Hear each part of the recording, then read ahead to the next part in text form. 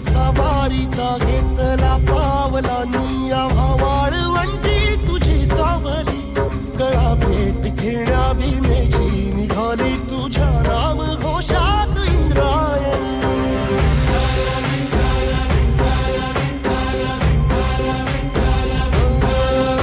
भिडे आसमंती ध्वजा वैष्णवांची उभी पंढरी आज नानावली तुझे नाव ओठी तुझे रूप ध्यानी जीवाला तुझी आस गा लागली जरी बाप साऱ्या जगाचा परित